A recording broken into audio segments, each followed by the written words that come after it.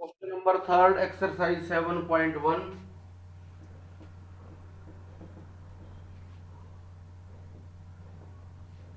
AD and BC are equal perpendiculars. AD and BC are equal perpendiculars. Are equal perpendiculars to a line segment AB. To a line segment AB. Prove क्या करना है बेटा इसमें? क्या prove करना है? CD bisect AB. CD bisect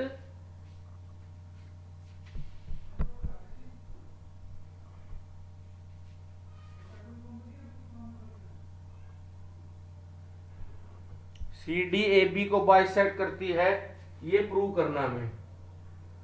ये BC हो गई,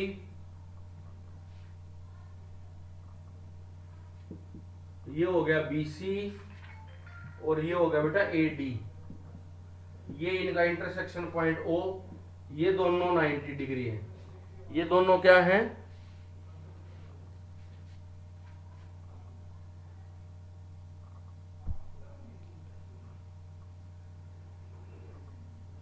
ठीक है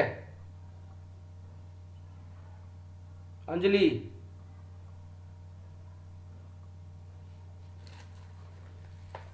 यस सर. है ना बेटा? AD और BC परपेंडिकुलर हैं और दोनों की लेंथ क्या दे रखी है? इक्वल दे रखी है. क्या दे रखी है? दोनों की लेंथ इक्वल. तो हमें ये प्रूव करना है CD AB को बाइसेक्ट करता है. इसका मतलब बेटा हमें ये प्रूव करना है OA इक्वल टू OB. क्या प्रूव करना है?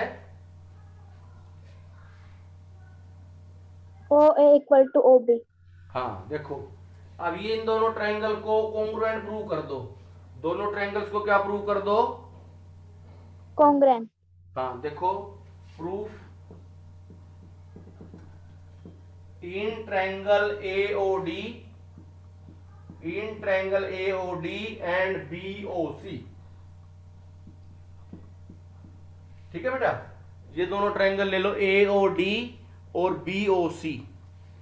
क्या हम ये कह सकते हैं AD equal to BC? AD equal to BC? Yes sir. ये तो क्वेश्चन में ही गिवन है. ये तो क्वेश्चन में ही गिवन है बेटा. क्या ये दोनों एंगल वर्टिकली अपोजिट एंगल हैं? Yes sir. तो OA ये AOB angle AOB angle AOD equal to BOC is equal to angle BOC, है ना? BOC. Yes sir. हाँ, ये कौन सा एंगल है बेटा? Vertically opposite angle. कौन सा एंगल है ये? Vertically opposite angle. हाँ, और एंगल OAD भी 90 है और OBC भी 90 है ना? Yes sir. Angle OAD equal to OBC each 90 degree. Each 90 degree. इसका मतलब दो एंगल है और एक साइड है. क्या है इसमें? दो एंगल दे रखे हैं और एक साइड दे रखी है ना?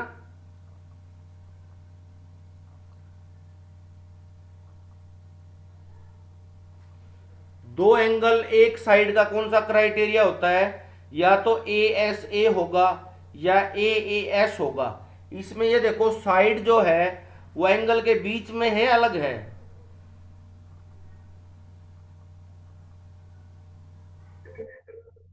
बीच में. बीच में कहाँ है? एंगल तो एक आपका ये है, एक आपका ये है. बीच में तो OB होनी चाहिए थी और साइड है BC. बीच में कहाँ हुई? इसमें भी साइड में. इसमें भी एक तो ये एंगल हो गया ओ पे और एक ए पे हो गया। ओ ए होती तो बीच में साइड होती, अलग है ये तो बेटा। Yes, sir. Therefore triangle AOD congruent to triangle BOC, congruent to triangle BOC by AAS rule। कौन सा लग जाएगा? AAS rule।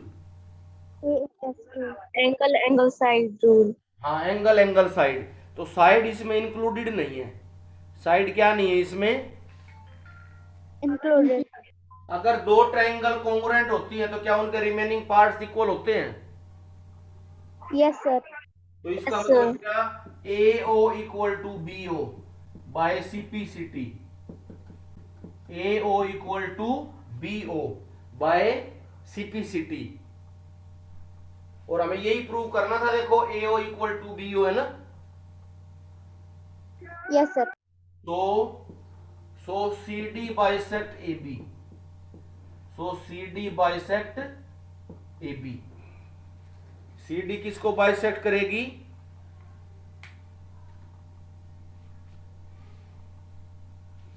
AB. हाँ, नोट करो बेटा शाबाश इसको। Question 4,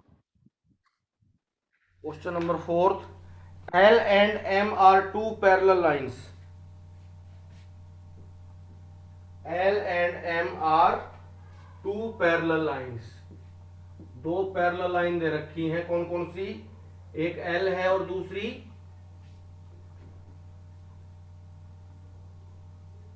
M. हाँ, intersected by another pair of parallel lines.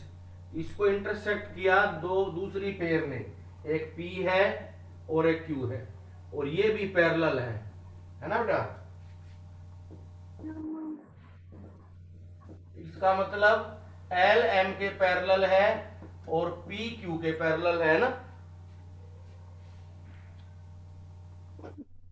Yes sir. और ये पॉइंट A है, ये B है बेटा डायग्राम में, ये C है, ये D है। A को C से ज्वाइन कर रखा है ना।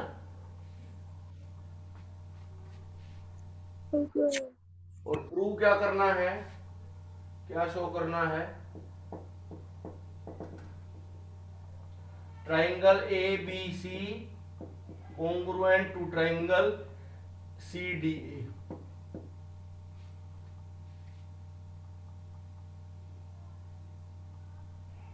ठीक है बेटा। Yes, sir. इसको बेटा एंगल 1 ले लेते हैं, इसको एंगल 2 ले लेते हैं, इसको एंगल 3 ले लेते हैं, इसको एंगल 4 ले लेते हैं। एंगल की मार्किंग कर लो।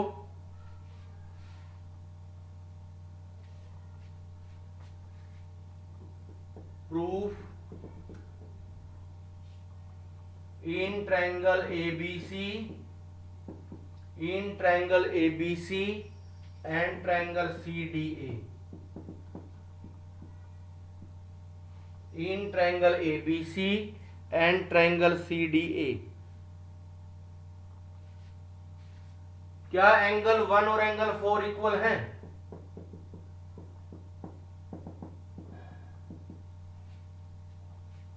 Yes, sir. एंगल 1 और एंगल 4 अल्टरनेट इंटीरियर एंगल है बेटा। कैसे एंगल्स हैं ये? Alternate interior angle. क्या एंगल 3 और एंगल 2 भी इक्वल हैं? Yes, sir. ये भी कैसे एंगल हैं? Alternate interior angle. और AC क्या दोनों ट्रायंगल में कॉमन नहीं है? AC साइड दोनों ट्रायंगल में कॉमन है। Yes, sir. हाँ, AC इक्वल टू AC, ये कॉमन साइड हो गई।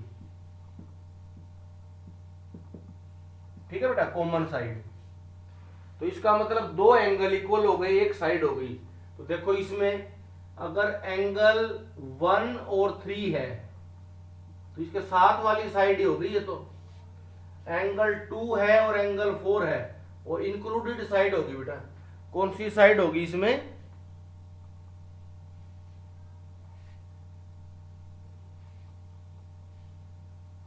ये तो इंक्लूडेड साइड होगी बेटा, है ना। Yes, sir. तो Yes, sir. AS A से हो जाएगी। तो therefore triangle A B C congruent to triangle CDA by ASA by ASA rule by ASA rule। कौन सा रूल है? ASA rule। ASA। हाँ,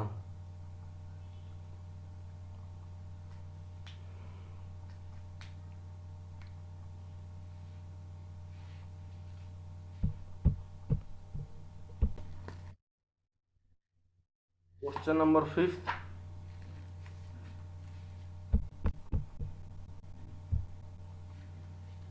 Question number 5th. The line L is the bisector of angle A। क्या given है? Line L is the bisector of angle A। Line L जो है वो A angle का बाइसेक्टर है। B is any point on L। B L पे कोई भी पॉइंट है। BP and BQ, BP and BQ are perpendiculars। BP and BQ are perpendiculars from B to the arms of angle A। BP भी perpendicular है, BQ भी perpendicular है। B point से perpendicular draw किया गया है A पे। जैसे ये लाइन L हो गई, ये इसका बाइसेक्टर है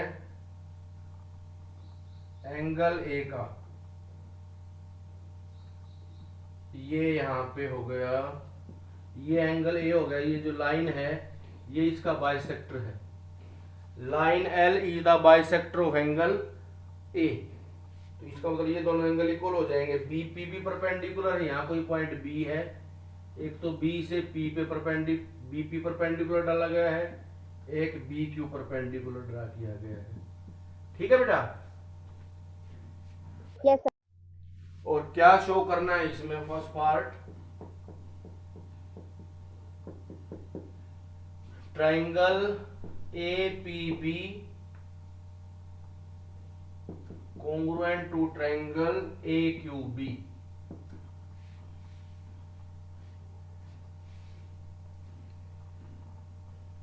APB ट्राइंगल और AQB ट्राइंगल कॉन्ग्रुएंट हैं। और सेकंड पार्ट में BP इक्वल टू BQ और B is equidistant from the arms of angle A। BP और BQ इसको इक्वल प्रूव करना है। इसका मतलब जो B पॉइंट है वो एंगल A की आर्म्स हैं, भुजाएं हैं, उनसे इक्वल डिस्टेंस पे है। ये प्रूव करना है बेटा। ठीक है? Yes sir. तो कौन सी ट्रायंगल लोगे पहले?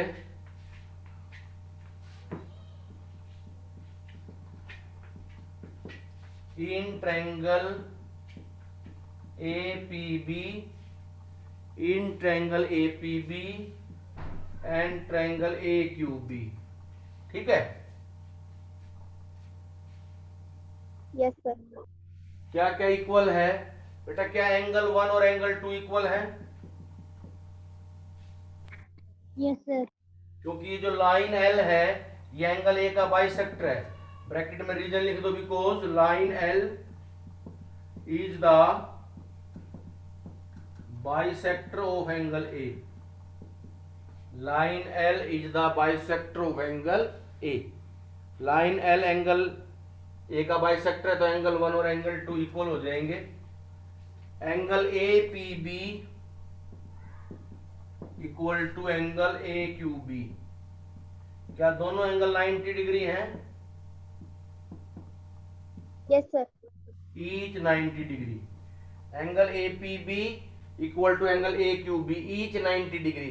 क्या ए बी दोनों में कॉमन साइड है? ए बी, क्या ए बी दोनों में कॉमन sir. साइड है?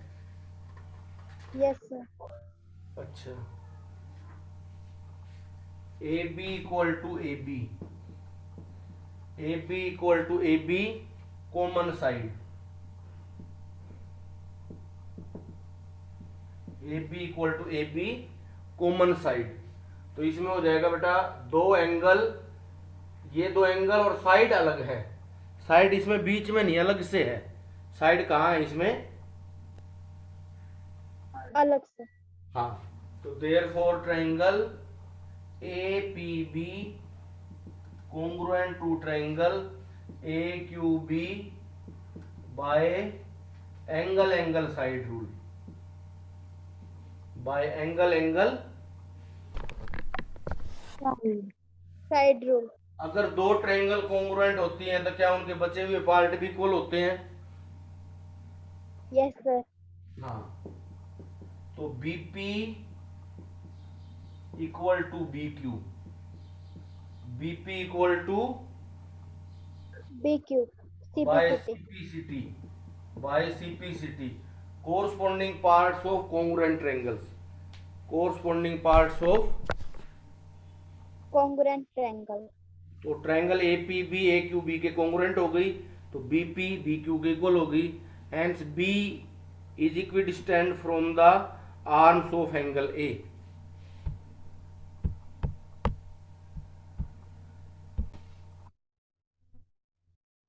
क्वेश्चन 6 देखो बेटा आगे। Question number 6, in figure 7.21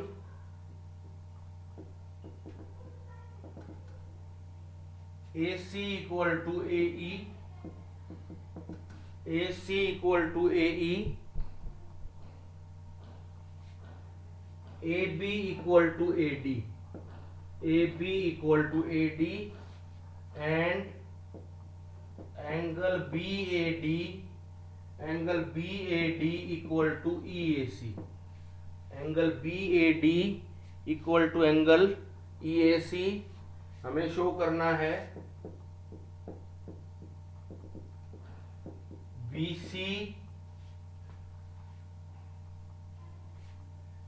BC equal to DE, BC equal to DE, और ये हमारा फिगर है। ये ट्रायंगल है ABC, ये यहाँ पे E पॉइंट ले लिया बेटा कोई, और ये D यहाँ इसी साइड पे ले लिया, ये D पॉइंट हो गया, और A को D से ज्वाइन कर दिया। तो इसका मतलब AB और AD इक्वल है, AC और AE इक्वल है, और angle BAD equal to EAC,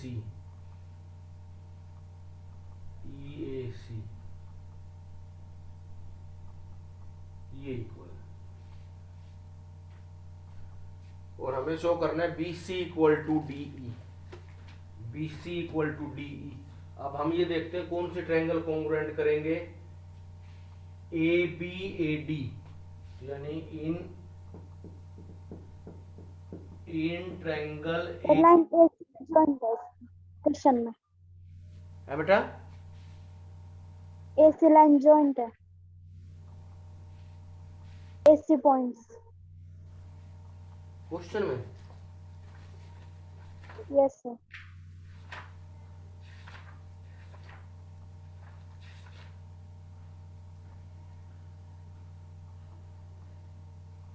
नहीं, इधर ही है सी बेटा, इधर ही है।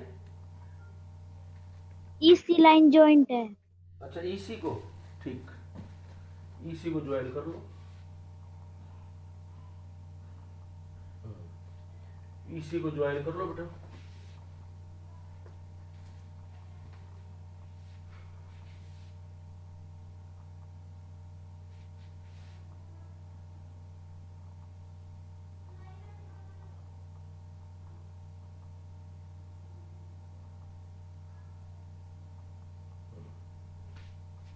तो in triangle A B C and triangle A D E,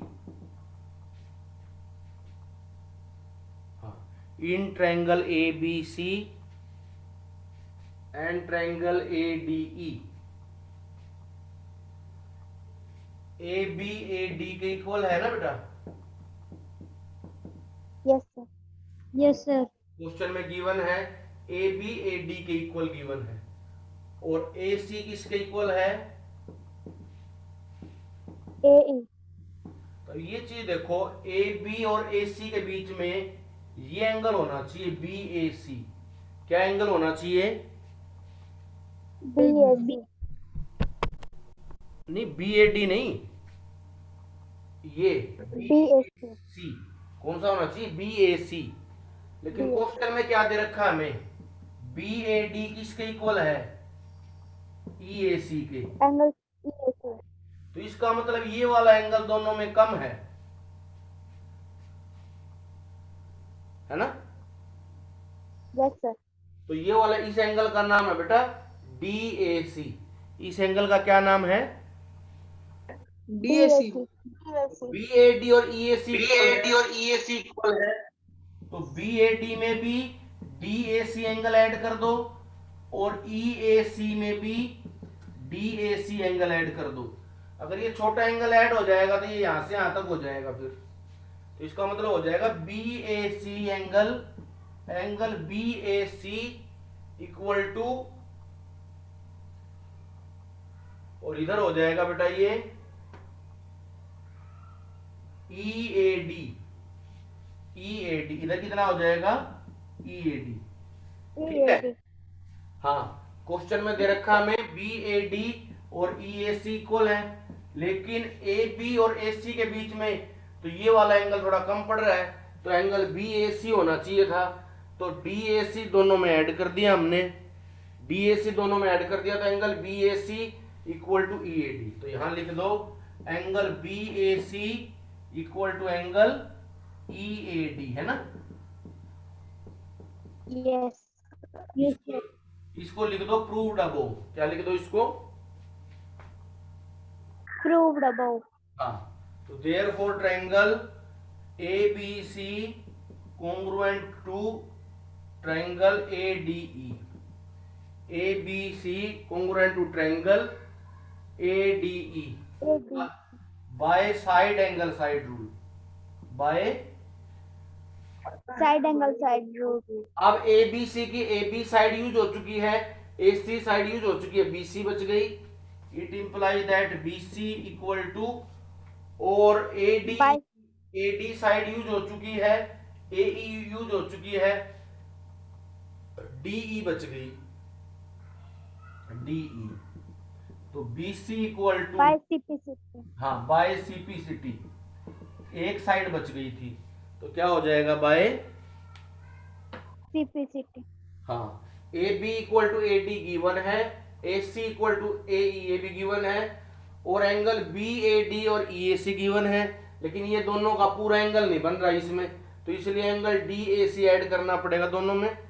तो B A D plus D A C equal to E A C plus D A C, इन दोनों को ऐड करोगे तो angle B A C equal to angle E A D. तो इसलिए दो side use हो रही है बेटा, एक एंगल यूज हो रहा है, तो triangle S A S rule से कॉन्ग्रुएंट हो जाएंगे, और सीपीसीटी से बी सी किसके इक्वल आ जाएगा? डी ई के।